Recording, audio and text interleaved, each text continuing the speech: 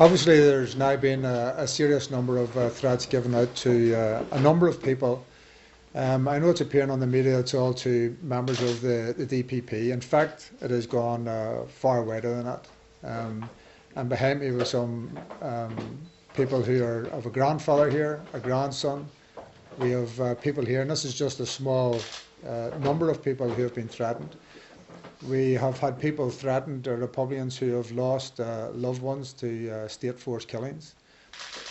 We have had a situation where every councillor in North Belfast, and now every councillor in North Belfast and West Belfast, has been threatened. This is a very small group. They call themselves the IRLA. As late as last week and the week before, we've had a serious number of threats to both Breach Meehan and the late Martin Meehan. The night before he died, he was out looking for bombs around his house. These people have, to my knowledge, never been involved in any struggle, yet they're threatening people who have spent their lives in this struggle. They have no support, and I say that with absolute confidence. They are joining a long list of people who have threatened Republicans and nationalists over a generation. That includes special branch, it includes loyalist motor gangs, and others who have been involved in threatening people over that length of time. So I don't think, to try and be measured about it, whoever these people are need to reflect on the fact that all they are doing is joining a long list of people who have threatened Republicans and nationalists over that period of time, that they do not have any effect, and they certainly will not intimidate any of the people who have been here and have been here over a generation with these threats. We have no intentions of laying down to any such nonsense. Do you know who these people are? No, I don't know who they are.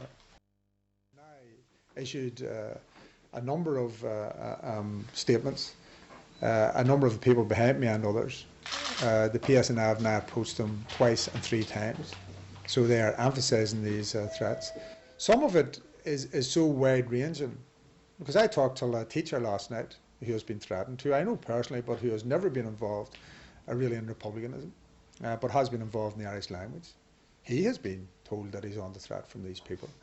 They're casting their net wide, and they've absolutely no support. This is a new circumstance. They need to get real about the circumstances they're in and go back to where they were, because they certainly weren't involved in any struggle up to this point. When you say you don't know who they are personally, Gerry, do you think they're off the North and West Belfast community? Are they living among you, is what I'm asking? Well, again, I don't know. You know, there are rumours that they are yet another splinter group of a splinter group of a splinter group.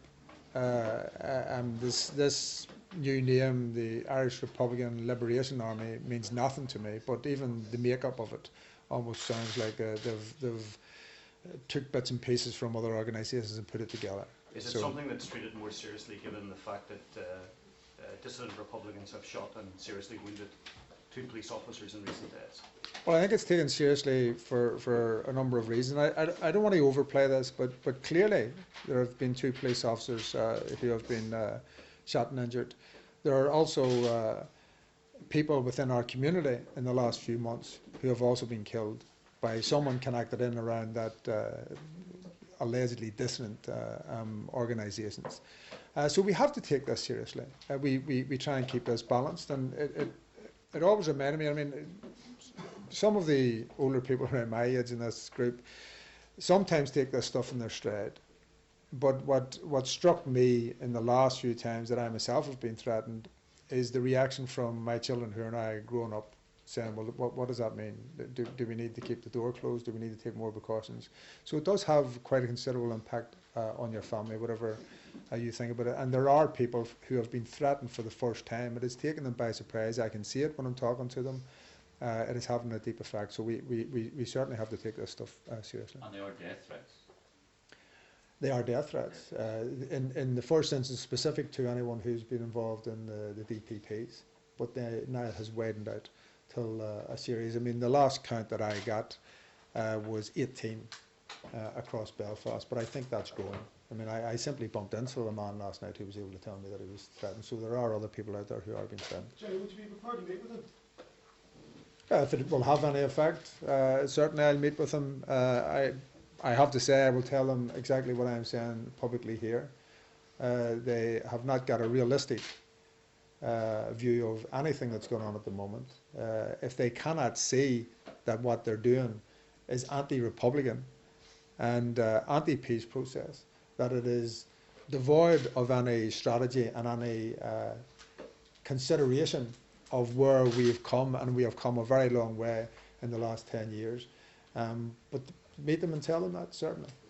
Gerry, do you think they can be a bit more bold in making these threats because they would know in their own heads that the IRA cannot deal with the situation at this time? I don't know. Is that part of it?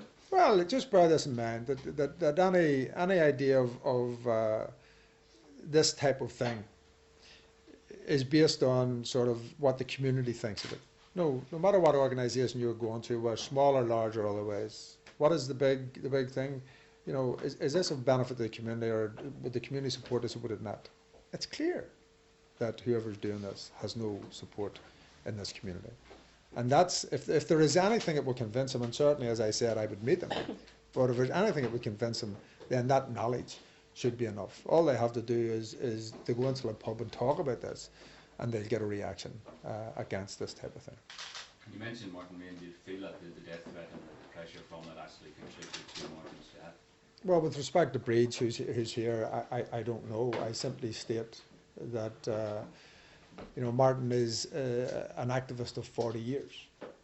I find it ridiculous, whatever effect it had, that he had to be out around the home of himself in Breach, looking for bombs because threats from this organisation, if it is an organisation, were phoned in. You know, the man has spent and committed his whole life to a struggle, and some character decides to threaten him and his wife. And just let me say this. I mean, Martin Meakin led from the front, as did Breach. Breach is a councillor in Newton Abbey. It's a cold house for Republicans and Nationalists. Led the way, pioneering, as Martin did in Antrim. And to pick him, because they were some of the first threats that were made, speaks volumes of the type of characters we're dealing with here. Jerry, just what would you say to those, Jerry, might say ironic, you know, given the fact that over 30 years Republicans and the guys in the IRA targeted the police and those who work with them, and here you are today complaining about exactly the same thing? Well, we are in an entirely different political situation. We got there through a long negotiation. We now have a partnership in government. We have an ability for whatever you might think of Republicans, Unionists, Loyalists, the British, the combatant forces in that long struggle. The war is over. We are moving this process forward, and we are doing it collectively. So collectively, we are against this small, I even hesitate to call them a micro group, because I think they are very, very small indeed, and certainly they have no support.